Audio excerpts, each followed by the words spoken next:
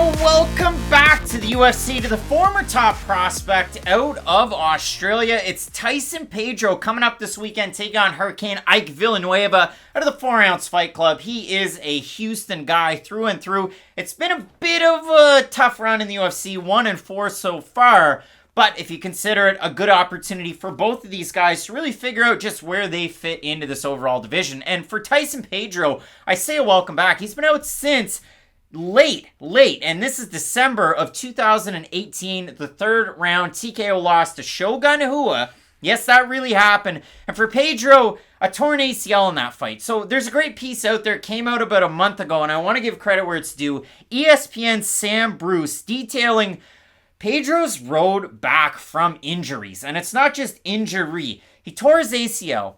Then he tore his meniscus. Then they went to look at the meniscus, and then in training, he tears his ACL again, and then he had to get his meniscus worked on again. So he's had just a litany of knee injuries, and we could talk about all the different fighters who've overcome knee injuries and look better. Look at Cub Swanson when he fought Daniel Pineda. Don't know if he looks better. He's just fighting worse fighters. He picked up a big win. Look at John McDessie when he fought Ignacio Bahamondes. Or look at it in the opposite, where we've seen a lot of people just knee injuries completely derail careers. Greg Oden is probably the best example. Thiago Santos, but he's still got a win off of that bad ACL. But when it comes to this fight right here, for Tyson Pedro, it's more of a fear of the unknown, because again, at one point, this guy was one of the hottest prospects ever. Now, he picked up that big win over Paul Craig. He obliterated him in every aspect of that fight.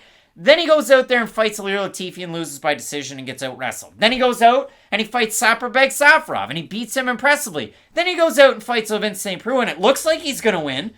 And then he doesn't and he gets key-locked. And it's just that weird straight arm lock. You rarely see those ever work, but OSP was able to get that one done. And then ultimately for Pedro, the last time out, the loss to Shogun Rua.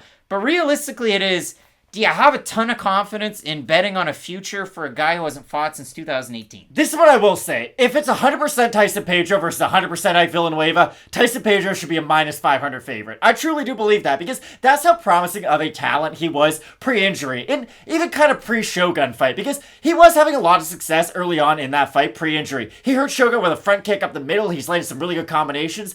Gets tired going for the finish, kind of similar to Yair Rodriguez versus Jeremy Stephens in their second fight, where Yair hits him with the body shot, goes for the finish, and it kind of lets Jeremy Stephens come back into the fight later on. Well, that's what happened to Tyson Pedro against Shogun. In the third round of that fight, Shogun is kind of teeing off on Pedro even before the knee injury. Then he gets hit by a big shot, and it was one of those weird stoppages. It was kind of like Cain Velasquez-Francis, wasn't it? Where he goes down, you don't know if it was from the shot or because of the knee, and then next thing you know, Shogun lands a couple strikes, the fight's over. Pedro's busted up, don't get me wrong, but he's holding his knee, can't really get up, and you're like, okay, there was more to that stoppage than just the punches that put him down. But I will say this about Pedro. One of the biggest light heavyweights you will ever see. This guy is huge for the weight class. Physically, I kind of compare him to almost like a Jimmy Crute, kind of Jamal Hill type. I would put him in that echelon of like, this is as big as you can be for the weight class until you do need to move up to heavyweight.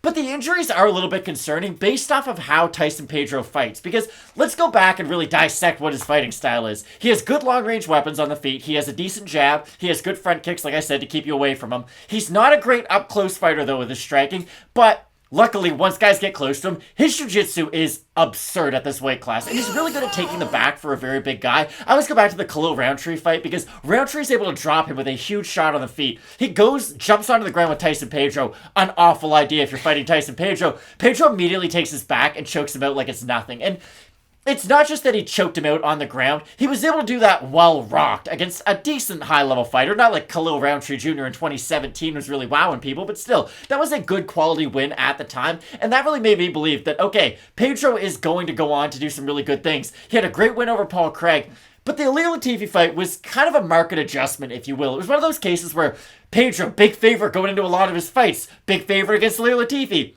Latifi just put on one of those classic veteran performances, though, where he's like, okay, I'm going to hold my hands up very high, and I'm not going to let you take me down, and that's just going to be the whole entire fight. And for me, it's not that created a blueprint for how to beat Tyson Pedro, but I do think that the wrestling component is something he's going to have to work on to be able to get the fights down to the mat, because I think Pedro has okay striking. I'd probably give it like a 5 out of 10. It's going to be hard for him to win a lot of fights just on the feet, put it that way. I think he has a very good ground game, but I do worry about his natural wrestling to transition it into his ground game. Yeah, because if you look at it, you go back to the fight that Pedro had against Roundtree, really good trip takedown to get things to the mat. If you look at it against Paul Craig in that fight, the blitzes, the elbows, and the clinch. But the biggest thing that I have in the notes is 2 minutes left in the first round. Both guys look absolutely gassed. I mean, for Paul Craig, it's because he got his face beat in. But for Tyson Pedro, it's because he was beating Paul Craig's face in.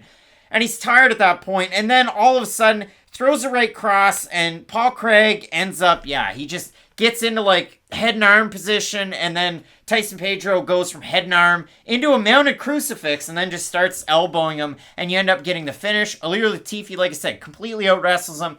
The fight against poor Saperbeg Safarov. Saperbeg should have been in there. Poor Saperbeg. And then, again, against OSP, the thing was head kick and then a right cross after it and drops him. And then as they kind of like get back up, it was OSP getting position, getting that straight arm lock, which you rarely ever see, and then the Shogun injury. So since then, you've had Tyson Pedro actually switching things up. He's trained at City Kickboxing with Eugene Behrman. It's almost like he's followed along Alexandr Volkanovski, because he's also training pretty good guy to follow at Freestyle Fighting Gym with Joe Lopez. So those two are both Volkanovski gyms. But the thing that I look at it, when you consider Tyson Pedro, slightly positive striking differential, whatever. For Ike Villanueva, the strike differential through 5 UFC fights is negative 3.56. It's 4.354 to 7.91 against, 37% strike defense. That's not that great. Main Street Boxing and Muay Thai as well for Ike Villanueva. So you're going to see Mike Jackson under that gym too. Crew Bob Perez, also 4 Ounce Fight Club. But Ike Villanueva just in the UFC, it hasn't really been there. I know coming in, he had the win over, who was it? Roger Narvaez and then Rashad Coulter. They were two former UFC fighters that he was able to get the wins over. But again, finished losses to Chase Sherman, Jordan Wright, Marcin Prachnio, and then back in October of last year against Nick Negamarianu in the first couple minutes. So it hasn't been a great run for Villanueva. Realistically, this is one of those ones where you get an 18-13 guy who's 38. Taking on a former top prospect who's fallen on hard times and big injuries. We're going to see what happens. So for Tyson Pedro, open to minus 450. Now a minus 488 you want to call it? Is that where we're at? And if you look at it for Villanueva, open to plus 350, plus 339. So again, might have made a mistake myself. The Tapology votes, we're not going to make this one a surprise because 554 total votes. 93% Pedro, 72% by knockout. For the 7% that I have Villanueva, 71% by knockout. So realistically, I can understand that. I think Tyson Pedro is going to go out there and also get a win.